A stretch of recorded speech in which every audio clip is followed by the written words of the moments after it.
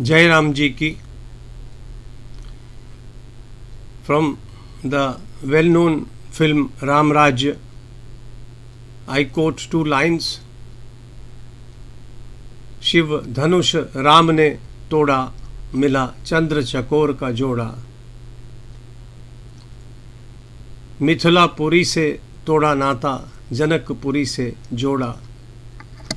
Today's episode from Valmiki Ramayana relates the same in Valmiki's words.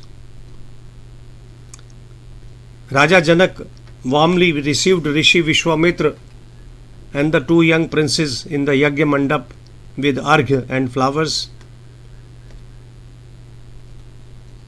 With folded hands, the king addressed the Maharishi and said, "May you be blessed, O great Muni."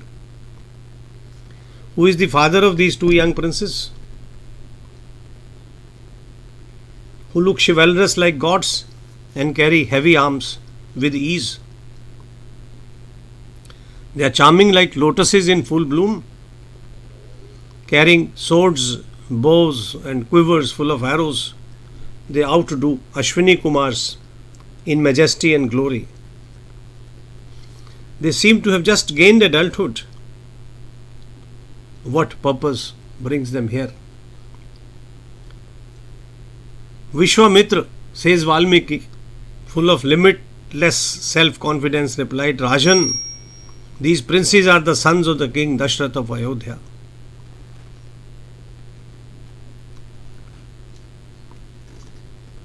Next day, Vishwamitra again said, "The sons of Dashrath are chivalrous princes. They desire to see Shankara'S bow, that is your family's possession."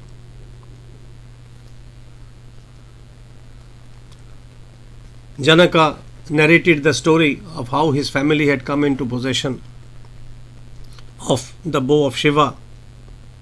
The bow was handled by Shankara, he said, when he was destroying the yajna being performed by his father-in-law, Daksha Prajapati, for the latter had humiliated the mighty god.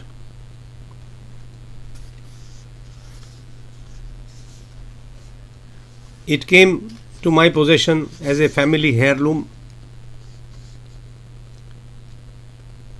Then he narrated the story of the birth of Janaki, his daughter. "I was plowing," he said, "to level the soil for the yajna ceremonies. Miraculously, in one of the furrows ripped by the blade, a girl child appeared. I named her Sita after the sharp line drawn by the plough. With time, the daughter of mine, born of earth, grew into a charming maiden," said Janaka, the wise king. "I determined that Sita would be married to a warrior who could bend the sacred bow and shoot an arrow. This shall be her price. Unless such a strong and dexterous man appears, she, the Ayodhya, not born of a vagina, shall stay unmarried." Janaka rued, "Several kings and princes have come and tried to mount an arrow on Shankara'S bow.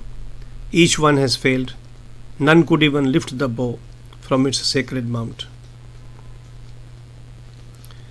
I shall certainly display the holy bow to Rama and Lakshmana, Muni Shrestha. This bow shines like the sun.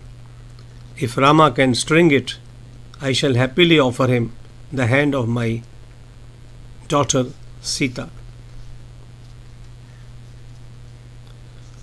The holy bow of Bhagavan Shankara was brought in ceremoniously. Rama opened the trunk and said, "I shall make an effort to lift this mighty divine bow. I shall then try to put a string on it if I can." With the Maharishi's permission, Rama, the scion of Raghu's dynasty, miraculously lifted the bow, holding its central curve in his palm. In a moment, he had stringed it. The assembled crowd looked at him in amazement.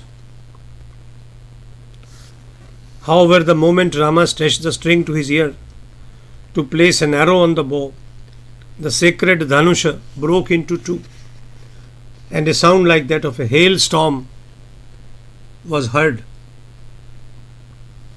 The earth shook as if there was an earthquake. It sounded as if a volcano had erupted. Quite a few bystanders fainted with fright at the noise. Coming to his senses, Janaka, who always spoke in measured tones, addressed Rishi Vishwamitra, Bhagwan, I have seen the valor of the son of Dasharatha. To lift, bend and stretch a string on Shankara'S bow is an amazing feat. I never thought that it was possible. My daughter Sita will wed Sri Ram and spread the name of my family everywhere.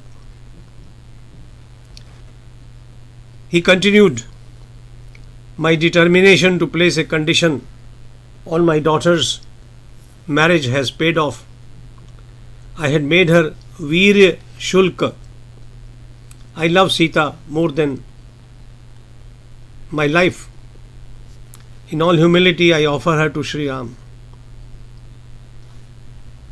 Saying this, Janaka deputed his ministers to go to Ayodhya in super fast chariots, writes Valmiki, to invite King Dasharatha to come to Mithila for the wedding. This is a great narrative, very fascinating. It also tells of the social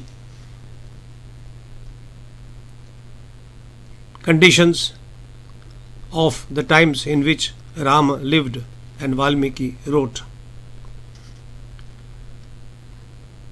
Janaka has used the word Virya Shulk, that is the price in bravery to be paid to wed his daughter. The conditions were set by fathers who were usually kings or other important people in order to attract the best of suitors for their daughters. It was an excellent system which worked generally well. There used to be others who came to disturb, but they were taken care of. In this case, Rama's marriage was challenged later by rather Parashuram, who asked him why had he broken Shiva's bow. But that's a different story. Jai Shri Ram. Thank you for listening to this video. I trust you have enjoyed it.